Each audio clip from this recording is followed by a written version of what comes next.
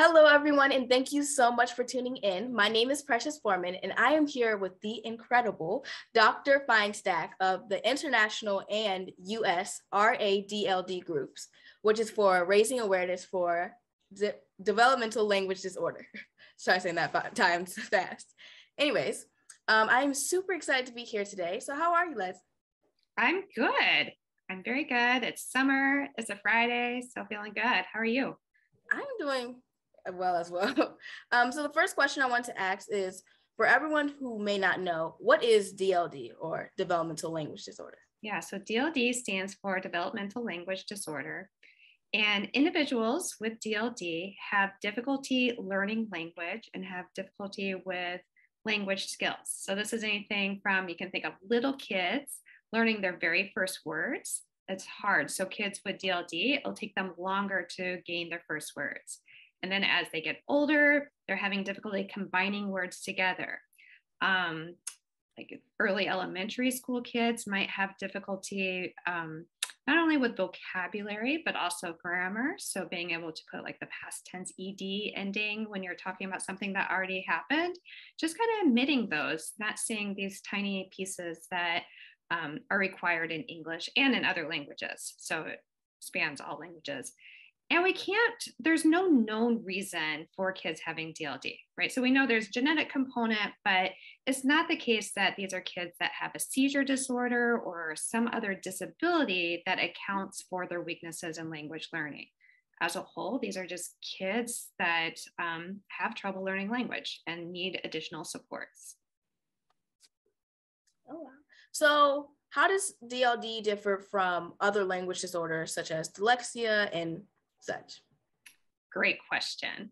So there's a lot of overlap. So kids with dyslexia, so kids who have difficulty learning how to read, oftentimes will also have developmental language disorder because reading is very much integrated with language or reading skills, right? So those are very close together. Kids with DLD might also have ADHD, right? But we make a distinction between a child who is on the autism spectrum. They might also have language learning difficulties, but those language learning difficulties are typically associated with the autism. Same with an individual with Down syndrome. Kids with Down syndrome have lots of delays in their language development, but we wouldn't say that they have developmental language disorder. We'd say that they have language impairment that's secondary to Down syndrome. Does that make sense? Yes. Yes, and that's very, thank you for explaining that, because I never knew that you could have both developmental language disorder as well as dyslexia. So I know that you talked a lot about kids having it and kids developing it, but does DLD follow into adulthood? It does. So no one is ever cured of DLD. It's something that's, always part of that individual's makeup.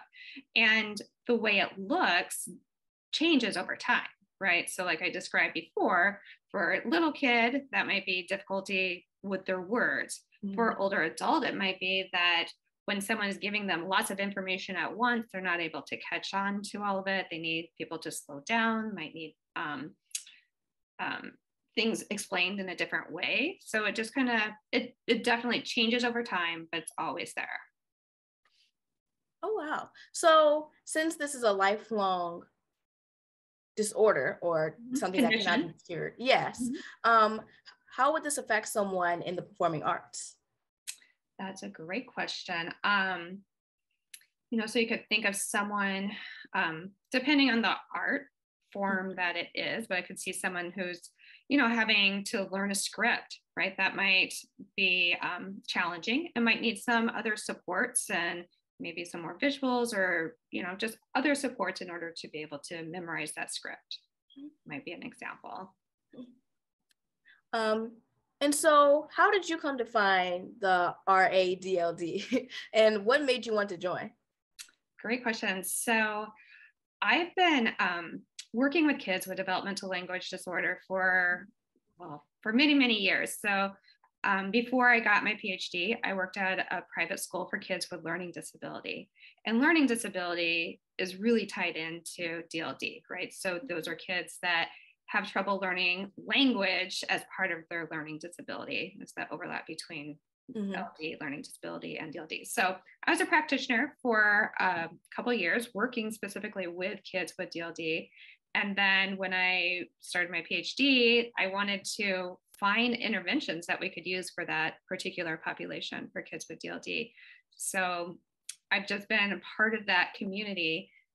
And DLD is interesting because it has gone by very many different names over time, right? So if you start looking at the literature, it wasn't really until the last maybe 5 to 7 years that there's been a somewhat of an international consensus that we should use the term DLD, developmental language disorder, to describe these kids.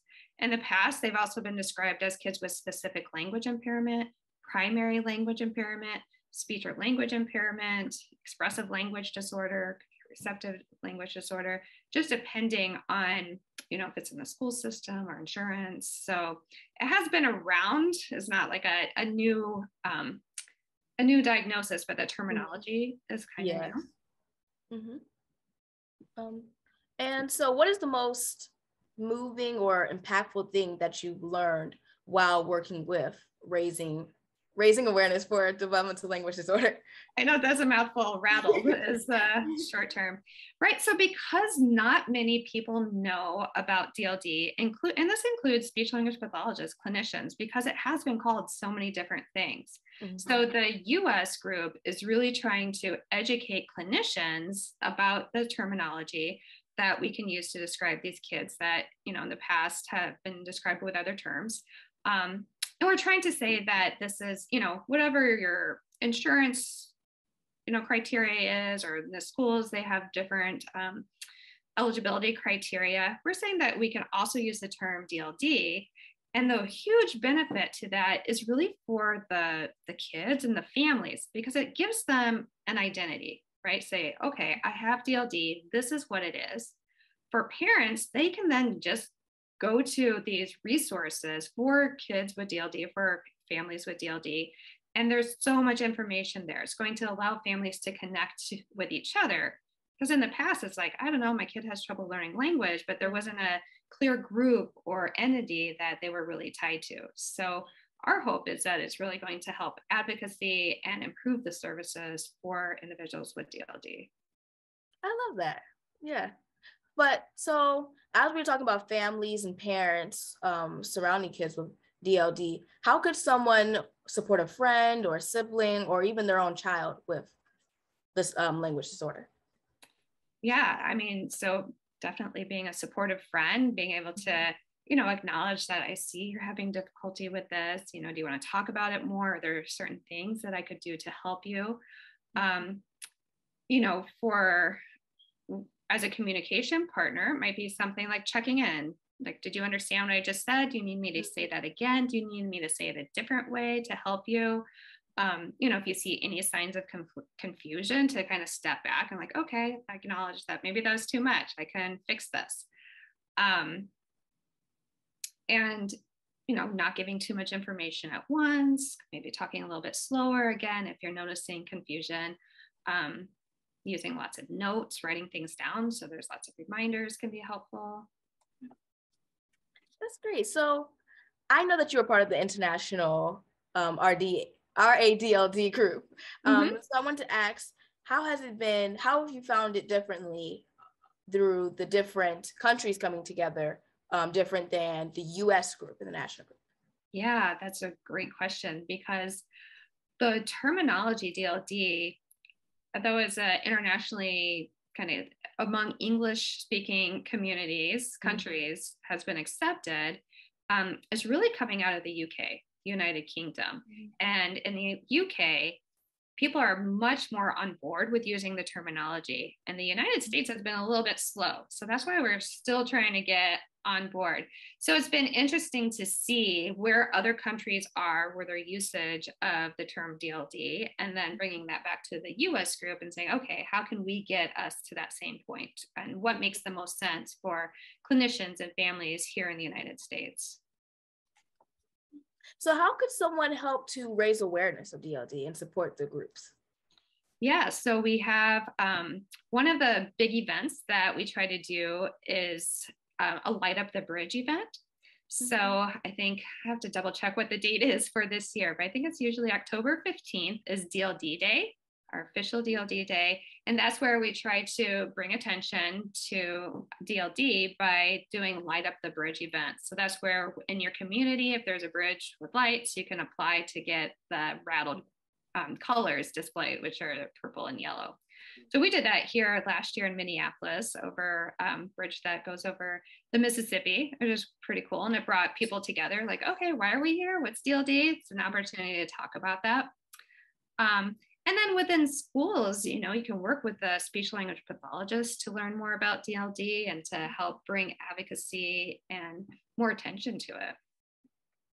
And so about the bridge, I just want to ask, is that just a national thing or is that international? That's international.